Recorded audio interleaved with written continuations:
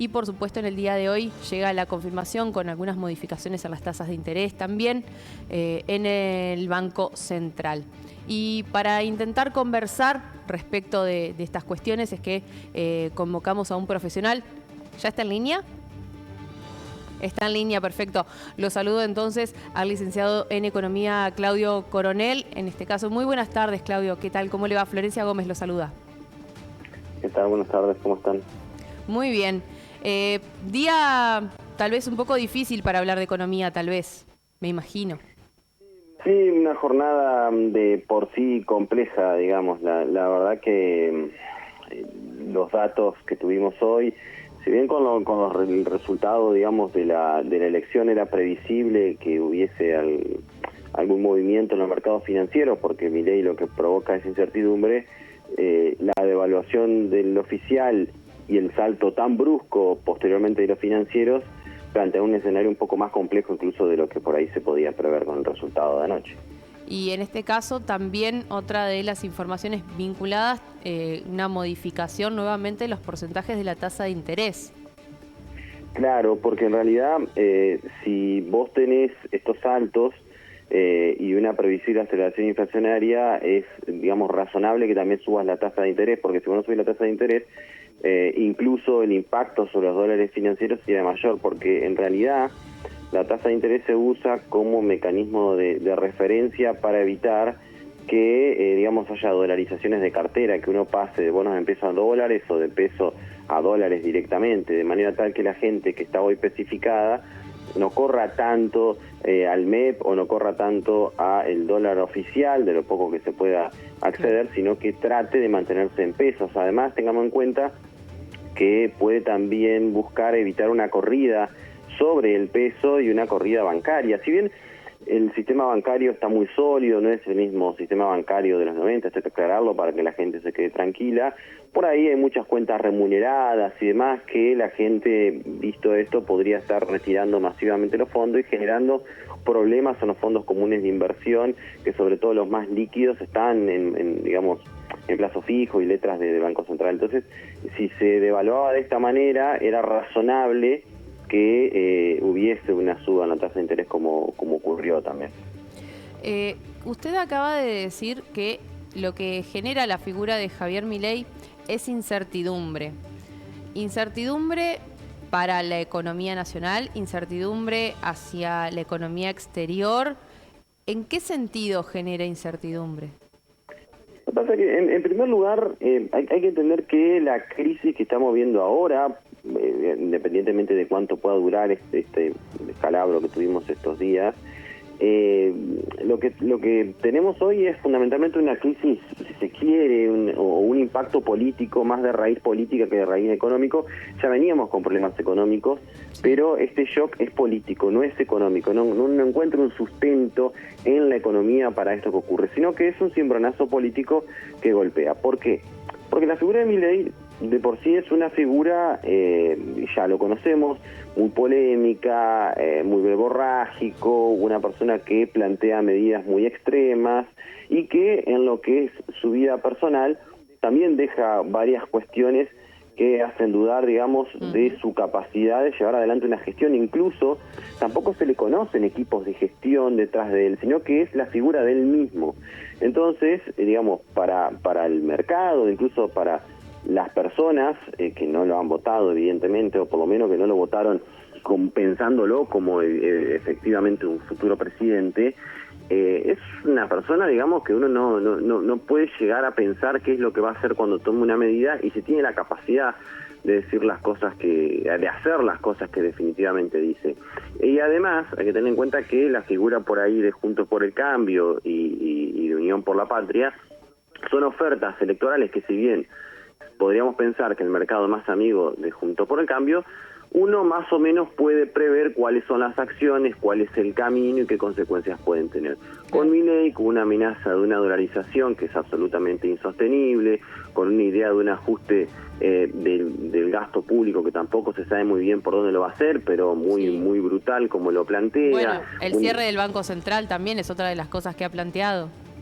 Claro, son ideas básicamente disparatadas, ¿sí? Y de difícil aplicación, que no quiere decir que no se puedan aplicar. El tema son las consecuencias que tienen. Hoy me preguntaban algunos compañeros de trabajo, bueno, ¿cómo hacemos para dolarizar? Y yo les decía, es muy fácil, partimos de la base que hay que licuar el salario y ahí podemos, todo se puede hacer, el tema es cuáles son las consecuencias. Entonces, atento a ese escenario donde uno no termina de encasillar la personalidad de Milei en la figura del presidente y cuáles serían las consecuencias sobre la actividad económica, sobre la actividad financiera que tendría eventualmente un gobierno de Milei. Bueno, evidentemente todo el mundo sale a hacerse una cobertura en dólares y protegerse, y tampoco hay que también tenerlo en cuenta los resultados.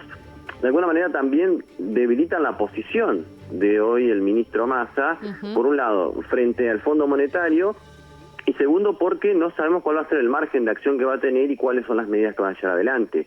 Si hubiesen salido los resultados más bien esperados por las encuestas, bueno, quizá hubiese tenido un margen mayor de acción el ministro Massa. Entonces se conjugan un montón de factores vinculados a este resultado que nadie esperaba, que generan incertidumbre, y bueno, habrá que ver qué pasa en los próximos días, si la suba de la tasa de interés es efectiva, cuál es el traslado a precios de estos ajustes del tipo de cambio, y bueno, ahí más o menos iremos normalizándonos, pero nos esperan unos 70 días bastante agitados. Con mucho movimiento en este caso. Una pregunta que yo quisiese hacerle, y tal vez pido disculpas por la ignorancia del tono de la pregunta, pero cuando hablamos de dolarizar, no hablamos de que, por ejemplo, nuestro salario, o por poner un salario ejemplo, ¿no? No sé, 100.000 pesos mensuales. Digo por las lecturas que he escuchado y por comentarios que he escuchado, con una dolarización no se transforman automáticamente en un salario de $100.000 mensuales. Digo, pesos dólar en términos de espejo, 1 a 1, como en la década de los 90. No estamos hablando de esto. No, si bien sería posible, digamos, en la teoría todo sería posible, la pregunta es de dónde saldrían esos dólares para sostener eso. Claro, esa es la primera pregunta, ¿no? Por eso evidentemente no va a ocurrir, eso de que descartar el plan. Ya hemos discutido esto hace meses anteriores, cuando salió el discurso de Milei. Prácticamente todos los frentes salieron a poner frenos respecto de lo que él decía. Incluso una de las candidatas de Milei también planteó que era un poco irrisorio, que es Mondino, que es otra de estas economistas influencers. Ajá. Pero hay una cuestión a tener en cuenta, ¿no? Y esto hay que tenerlo en claro. Si la Argentina, con sus transacciones normalmente en pesos, más allá de que se piense en dólares, tiene problemas con los dólares por problemas del sector externo, por cuestiones vinculadas a cuestiones estructurales, una dolarización, eventualmente cuando ocurra la dolarización, lo que más que probable ocurre es un fuerte salto sobre la demanda de esos dólares, lo que va a hacer subir su precio, y esto va a generar un salto cambiario. La pregunta es, si vamos a dolarizar, ¿a qué tipo de cambio vamos a dolarizar? Si solamente el hecho de que digamos, Milei gane, o sea el candidato más votado en una PASO, disparó todos los dólares financieros, porque digamos que el oficial podemos pensar que ya venía pautado con el fondo, pero generó una disparada de los dólares financieros. Imagínense si él decide decir, bueno, a partir de ahora vamos a hacer una competencia de monedas y que después gradualmente pasemos a dólares. Evidentemente va a haber una migración a dólares que va a subir mucho esa relación peso, y cuando querramos ir a cambiar nuestros pesos y que incluya nuestro sueldo, ese peso va a valer mucho menos, y de ahí a que se puedan ajustar nuestros valores en pesos de lo que cobramos por paritaria a dólar va a ser algo extremadamente difícil. No digo que de 100.000 pesos vamos a pasar a cobrar $1, un dólar, pero evidentemente va a ser un golpe muy fuerte, y que de todos modos lo veo muy difícil de practicar, porque no es que van a venir a llover los dólares. Yo realmente estamos en una instancia justamente de carencia de dólares. Sí, lo más que probable, para ser sintéticos con la respuesta, es que si yo cobraba 100.000 en un escenario por lo menos como el que estamos hoy, y siendo generosos, por lo menos la mitad voy a pasar a cobrar, ¿no? Me refiero, voy a tener una pérdida de la mitad, y veremos después cómo fluctúa. De todos modos, hacer digamos, dar números es muy difícil porque no tenemos datos respecto de cuál es el plan, dónde están esos dólares, pero es evidentemente impracticable, y si se quisiese hacer una dolarización como lo plantea Milei, que tampoco es recomendable por cuestiones productivas, la pregunta es, ¿de dónde va a sacar la inmensidad de dólares que se necesitan para poder hacer? Decir que tengo acordado ingreso de fondo, pero no puedo decir porque es confidencial, la verdad que es cuanto poco irresponsable, que es lo que él dijo para justificar una medida que, digamos, es sensacionalista por donde se la mira.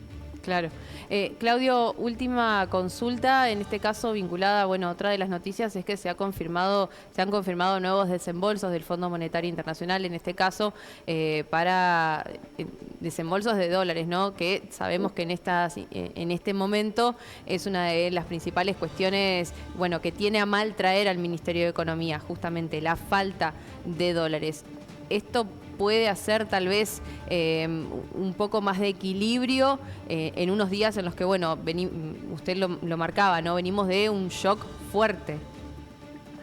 La verdad que simplemente lo que viene a traer es, bueno, la bocanada del aire de que el fondo no nos soltó la mano del todo, porque en realidad estos dólares que manda el fondo nosotros se los debemos a Arabia Saudita, se los debemos al Banco Interamericano de Desarrollo. En realidad son los fondos digamos, cuando Macri toma la deuda que toma inmensa de 44 mil millones de dólares y después pierde las elecciones, lo que hace este gobierno es decir, bueno, reformulemos el plan y se acuerda un nuevo plan ¿en qué consiste ese nuevo plan? Bueno, yo te presto la plata para que me la devuelvas. Es una especie de refinanciación. Entonces, claro, ¿qué hace el fondo? Hace, digamos, un asiento contable, y en todo caso lo que haría ahora el fondo, digamos, me permitiría en principio cubrir esos vencimientos que yo ya lo cubrí con otros fondos, con fondos de otros lugares, digamos, como lo planteábamos recién, y en todo caso me adelanta algunos para vencimientos posteriores,